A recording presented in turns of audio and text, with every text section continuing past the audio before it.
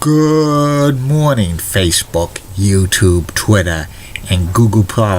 This is Rich again, back from the RVBN studios in Billerica, Massachusetts. First video blog of the day for Tuesday, September 13, 2016, around 7:08 in the morning.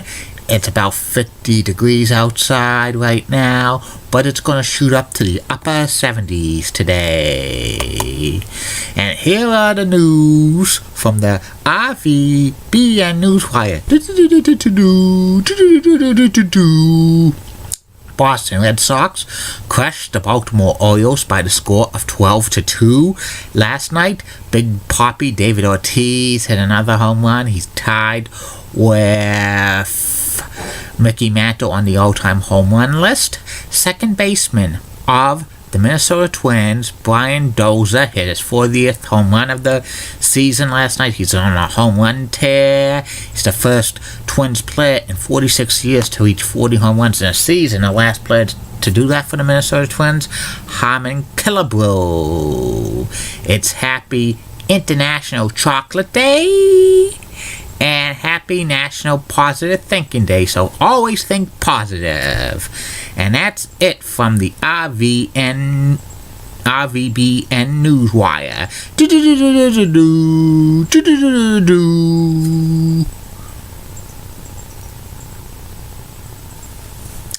My first video blog subject of the day is about the WWE King title.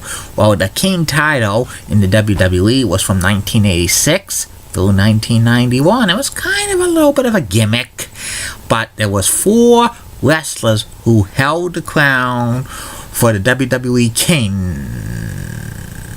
The King gimmick in the WWE began in the fall of 1986 when Handsome Harley Race was crowned the King, the first WWE King.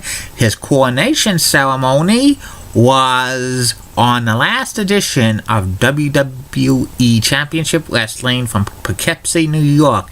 They had all the heels inside the ring, and then Harley Race got a crown and a King's robe, and they had Lord Littlebrook, the midget wrestler, with him. And then they had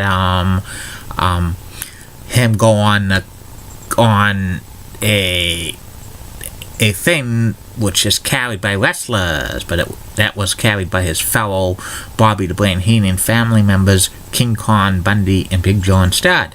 Harley Race won the King of the Ring tournament in 1986 and other WWE tournaments, but this was mainly a gimmick for Harley Race, because back in the 80s the WWE was a lot of cartoonish gimmicks, but also this was to pay homage to Harley Race because he was 7-time former NWA World Champion. And Harley Race took the King gimmick and he made it pretty awesome. Every time he would win a match on television, Bobby the Brain Heenan would have his would have the opponent forced to bow to him. It was preliminary wrestler, so he got the King gimmick over. Also, he feuded with Junkyard Dog or Junk Food Dog for a while, but this was like a horrible feud because the Junkyard Dog was well over 300 pounds. And also, Harley Race gave Hulk Hogan some of his greatest matches in his first WWE title reign. They had a couple matches in Madison Square Garden and Boston. It was Texas Death Match rules, and this was so great. These matches were like instant classics. And when the WWE went to Memphis, in around 1987, they advertised the King coming to town, and they assumed it was Jerry the King Lawler, but they were very disappointed when it was Harley Race appearing. And actually, Jerry the King Lawler sued the WWE around that time for gimmick infringements. And Harley Race held the King's title until he got injured in 1988 when he did a splash on Hulk Hogan onto a table. He tried to splash him through a table, but King splashed himself, and it injured his stomach, and he needed intestine surgery. So he was written out of the storyline, and Bobby the Brain Heenan needed to find a new King, and he found one in Haku. Haku at the time was part of the Islanders with Tama, but Tama was fired around this time as well, and they had to do something with Haku, so they put the crown on him and a cape, and then they had the coronation ceremony on WWE Superstars, and they had all the heel wrestlers inside the ring. And then once they had the coronation ceremony, they had the 4 preliminary wrestlers lift Haku, and Lord Littlebrook was with him as well. And on the commentary, Vince McMahon said all of these monsters following Haku, so it was called King Haku. And Haku was really related to some people, members of the royal family in Tonga, his native Tonga. Haku was king of the WWE for about maybe close to a year. He was a mid-carder at best, and he actually had a match with Harley Race at Royal Rumble 1989, which was pretty decent for the King Crown, and Haku pinned Harley Race for the 1, 2, 3, and it was, it was probably his biggest win in the WWE before he became WWE Tag Team Champions with Andre the Giant, with the Colossal Connection. And Haku lost the crown to Hacksaw Jim Duggan on an edition of WWE Superstars in May of 1989. Hacksaw Jim Duggan was the only face king of the WWE, and they had a coronation ceremony the next week, and they had all the face wrestlers there, and it was emceed by Mean Gene Okerlund, and they showed Haku watching it from the backstage monitor with Bobby the Brain Heenan and Andre the Giant, and they said, "Don't worry, you'll get it back, you get it back," but he never did. And eventually Andre and Haku became the Colossal Connections and became WWE Tag Team Champions at the end of 1989. And Hacksaw Jim Duggan only held the crown for about a couple of months until he lost it to Macho Man Randy Savage on WWE Superstars in September of 1989. And then the next week, they have a coronation ceremony again, and they had all the heel wrestlers.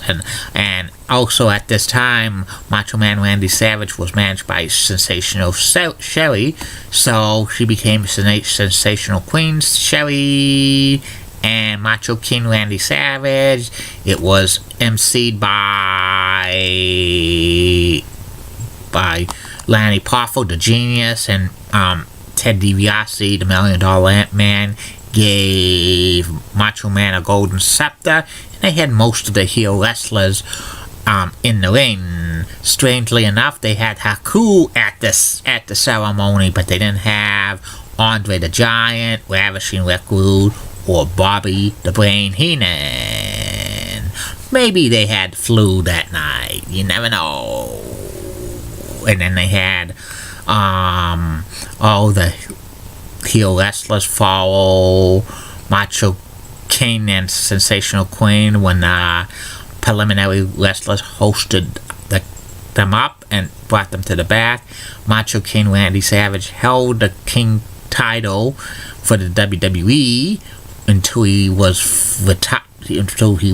he lost a retirement match to the Ultimate Warrior at WrestleMania 7, and Macho Man Randy Savage didn't really need the King gimmick, in my humble opinion. It was just, kind of a little bit of a waste of time. After Macho King Randy Savage retired, the King gimmick of the WWE was abolished. It was gone.